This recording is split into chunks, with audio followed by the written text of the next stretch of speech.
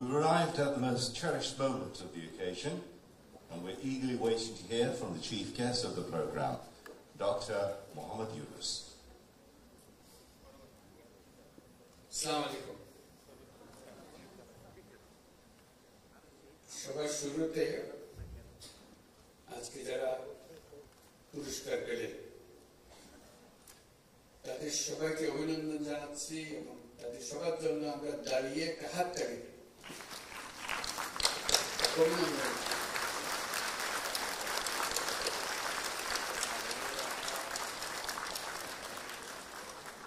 অভিনন্দন সবাইকে যারা পুরস্কার পেয়েছে। তার মধ্যে দলগতভাবে পেয়েছে ক্রিকেট টিম, তাদের জন্য একটা স্পেশাল হাততালি দিতে হয়।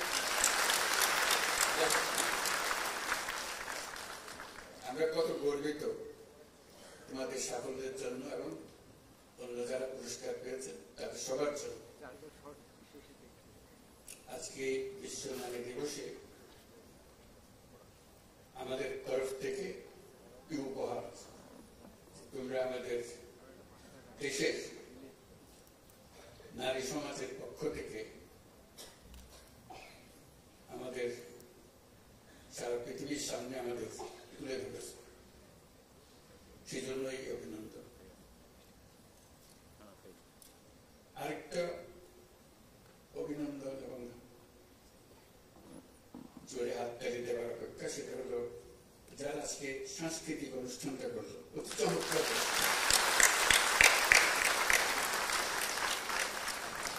অপূর্বভাবে তারা আমাদের মনের কথা, আমাদের আকুতি সব তুলে ধরেছে। তারা যেটা তুলে ধরেছে সেটা যদি আমরা হৃদয়ে স্থান দিই তাহলে আজকে এই দিবসের সার্থকতা আসবে। তো যারা এই অনুষ্ঠান পরিকল্পনা করেছেন তাদেরকে অভিনন্দন জানাই এবং যারা এখানে আমাদের সামনে উপস্থাপনা করেছেন, অতি চমৎকার ভাবে করেছেন, তাদের সবার জন্য আবার একটা হাত।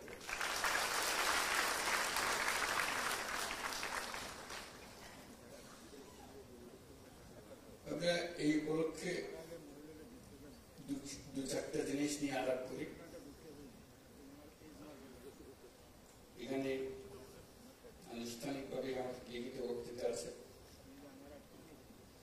বিসমিল্লাহির রহমানির রহিম। অদম্য নারী পুরস্কারে ভূষিত বিশিষ্টজন, সম্মানিত অতিথিবৃন্দ, Your Excellencies, and our friend, UN Resident Coordinator, UN Boys, সবাইকে আমার পক্ষ থেকে সালাম ও শুভেচ্ছা। আজ আন্তর্জাতিক নারী দিবসে আমি দেশের স্কুল, কলেজ, বিশ্ববিদ্যালয়ের ছাত্রী, চাকরিজীবী, শ্রমজীবী, গৃহিণী সহ সকল পেশার, সকল বয়সের নারীদের শুভেচ্ছা ও অভিনন্দন জানাচ্ছি। আজকের দিনে আমি শুরুতেই গভীর শ্রদ্ধার সঙ্গে স্মরণ করছি মহান মুক্তিযুদ্ধের বীর শহীদদের, যাদের আত্মত্যাগের বিনিময়ে আমরা স্বাধীন সার্বভৌম বাংলাদেশ পেয়েছি।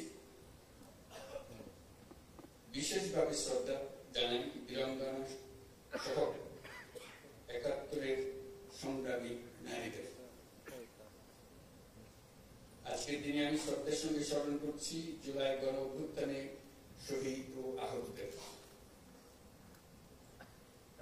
জুলাই গণ অভ্যুত্থানে বাংলাদেশের ছাত্র, শ্রমিক জনতা মিলে যে অসাধ্য সাধন করেছে তার সম্মুখ সারির ভূমিকায় ছিল এদেশের নারীরা। ফেসিবাদী শক্তির প্রাণঘাতী অস্ত্রের সামনে হিমালয়ের মতো দাঁড়িয়েছিল আমাদের মেয়েরা।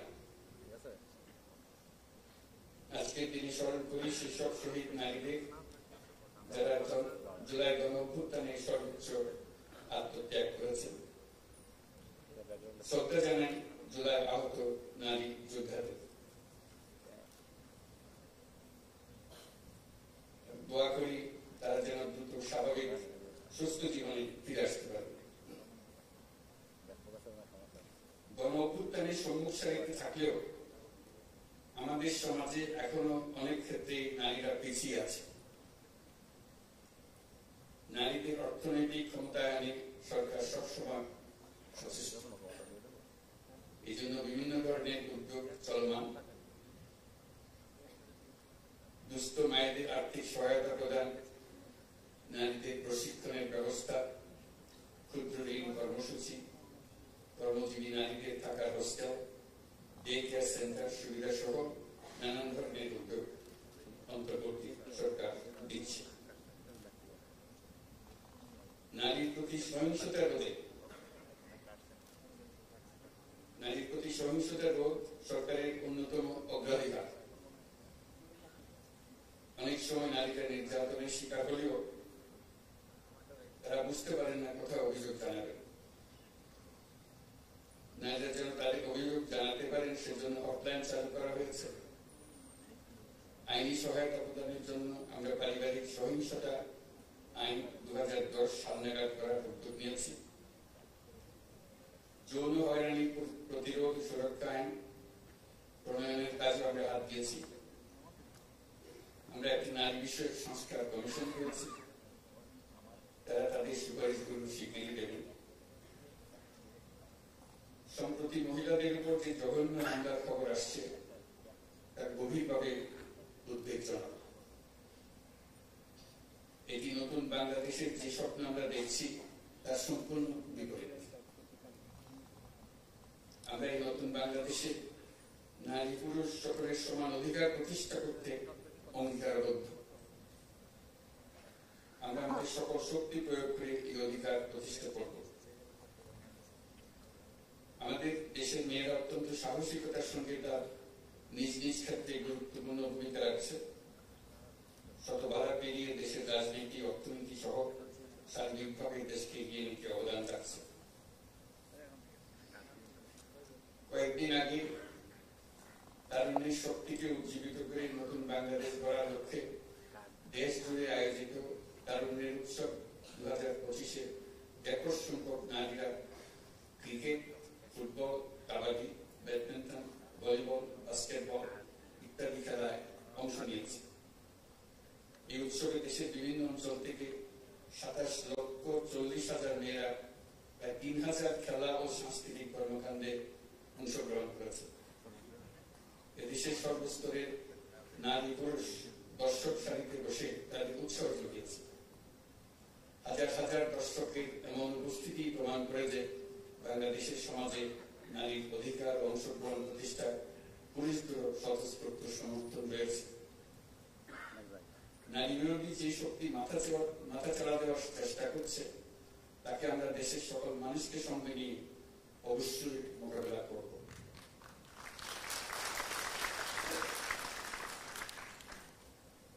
তাছাড়া আমাদের সমাজে এখনো এমন বহু মানুষ আছে যারা নিপীড়িত মানুষদের পাশে দাঁড়ানোর বদলে তাদের খাটো করে দেখে, অবজ্ঞার চোখে দেখে।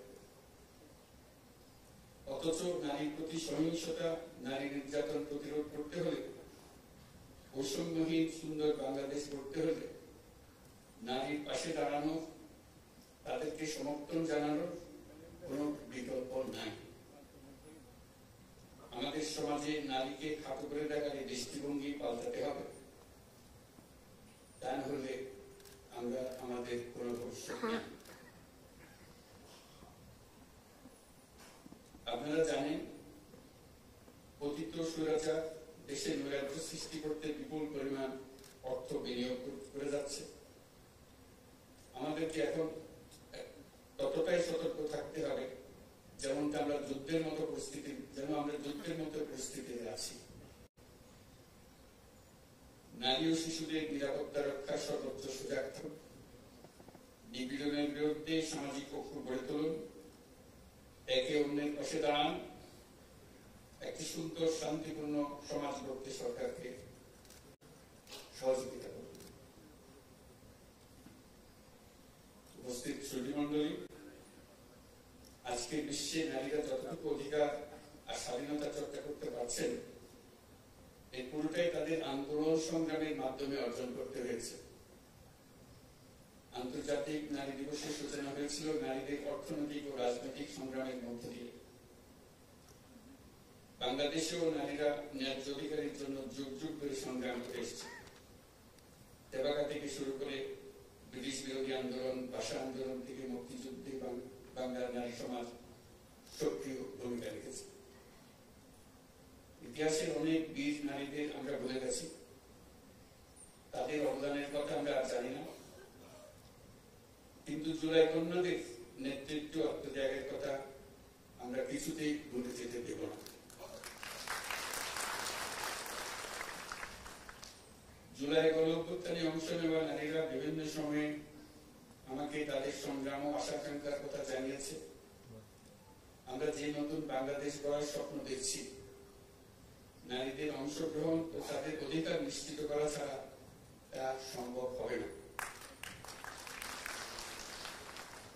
এই অধিকার প্রতিষ্ঠার জন্য নারীদের সাথে পুরুষদেরও সহযোদ্ধা হিসেবে দাঁড়াতে হবে।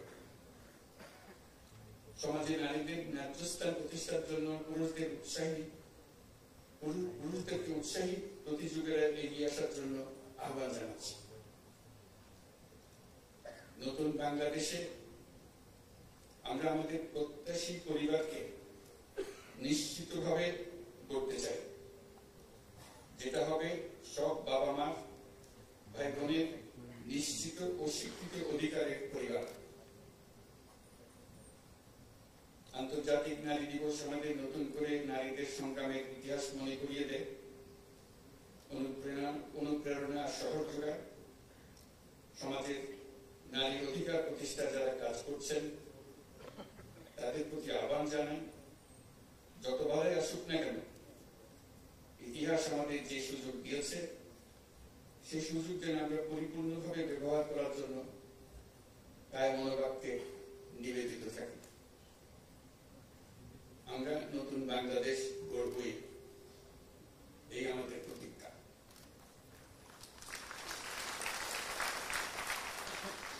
মহান আল্লাহ আমাদের সহায় হন। আল্লাহ হাফিজ। আসসালামু আলাইকুম।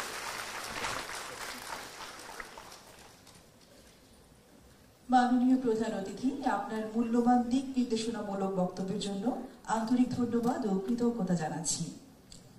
Thank you very much, Honourable Chief Advisor of Bangladesh.